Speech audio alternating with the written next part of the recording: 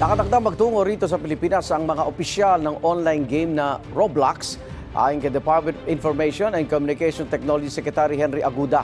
Sabi ni Aguda, sumagot na ang Roblox sa kanilang sulat kaugnay sa epekto ng larong ito sa kabataan.